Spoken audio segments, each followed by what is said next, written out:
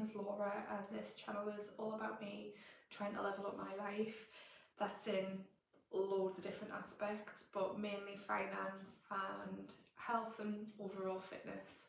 Today's video is an income report, so this will be covering everything from my wage to my side hustles to passive income, and then anything else I've put in the other categories. So that's things like if I've sold something on Facebook or if I'm getting some money through from Top Cashback. I did make one of these videos a little while ago in March 2022 with the idea in mind that I would make them every month, and I didn't make one since, so I'm back and this is my side income report for July 2024. So we're going to get into it and run through my income. I have my phone here because I've got my documents on Google Drive that I need. I'll also put it on the screen just so you can see it. I'm going to add my wage in from work, but then I'm going to take that off the total at the end just so you can see what's come from my day job and what's come from other additional things.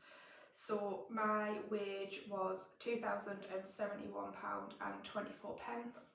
If you watch my budgeting video, you'll see that this is all accounted for. So anything that I make that isn't from my wage goes straight into savings. I don't spend it. So moving on to my side businesses. So I have 3 Etsy shops.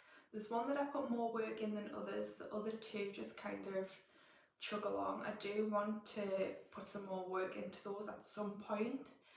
Maybe I could make a little video series about that.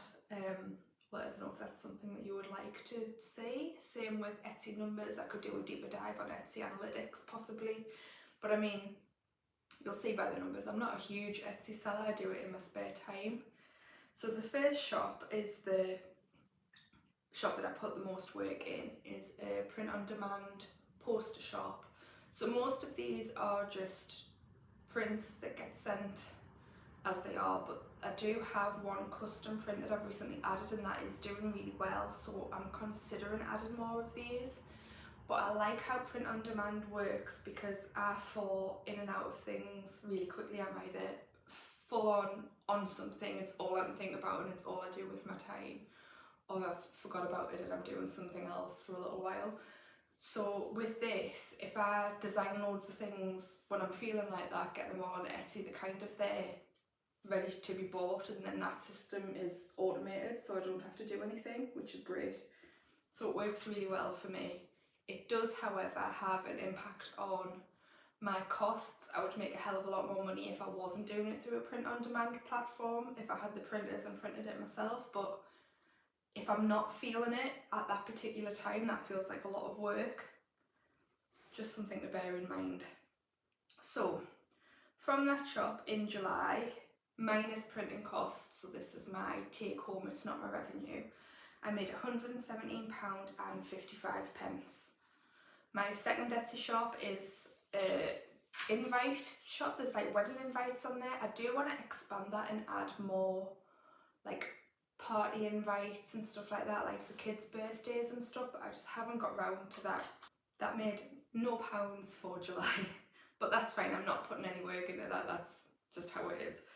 I have a third shop which at the minute has t-shirts on that are all print on demand. That made one sale. Again, I've not been touching it, it's kind of just sat there in the background, and that made 53p after printing and shipping and Etsy fees.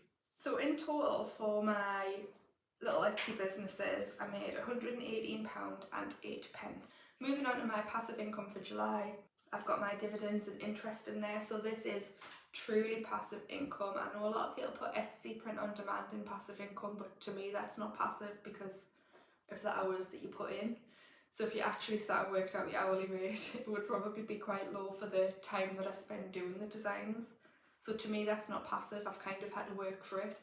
But dividends and interest is completely passive, making money in your sleep. My interest for July in total was £47.11, which isn't to be sniffed at, but it is lower than I have been getting because obviously we've just bought a house, so I did have a lot more in savings. So to me it feels low, but obviously it's nearly 50 quid, like it is quite good.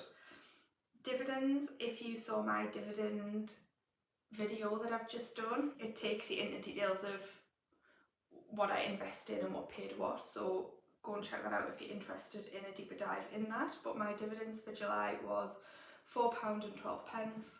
July is always a lower paying dividend month for me, so it is usually a little bit higher. So in total my passive income was £51.23, which I don't think is bad. I didn't have to do anything for that money, it kind of just made itself. So in total, my total money coming into me for July was £2,240.55. Take my wage out of that, I've made an additional £169.31.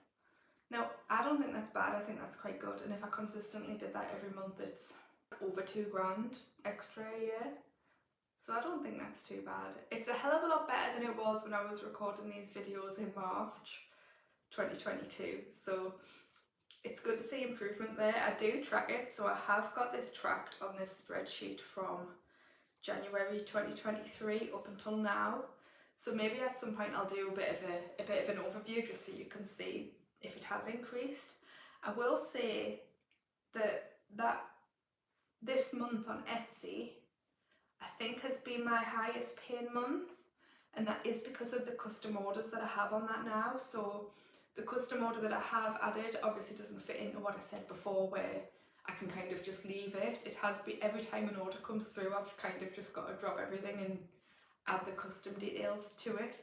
Doesn't take long. I do charge more for them, so I do make more money from them, and I think that that is what's responsible for my highest pay month on Etsy so far. Again, if anyone's interested, I can do a deeper dive video on that, but until there's kind of, I don't know, if there's a need there, I'll do it, but I don't just want to make loads of videos about how much money I'm making. I kind of want to make some other ones as well, but yeah, we'll see. I do think that there's a lot of value in making Etsy videos, because I think people think it's really easy to make money on there, and it is, but you need the time, and it's not just like let's throw a load of things on and see what happens. It does take time to kind of build on Etsy. It's not like a quick fix, and it's certainly not passive income like some people sell it as. So yeah, I don't think that's been too bad. So if I do, how many days is in July? So there's 31 days in July. So I've made £5.46 a day from my passive income. Now if someone just came and knocked on my door and went, here's £5.46 every day, I'd be quite happy with that. I don't know, maybe that's just me. But the aim is that that increases, so for now that's how much it is a day, but what will it be in a year's time? And that's what I'm really interested in finding out. So that was my income report for July. I hope you enjoyed it. If you are also a new YouTuber or you have similar videos, please comment below, because I love watching things like this. I don't know if it's nosiness. It might be that I'm nosy.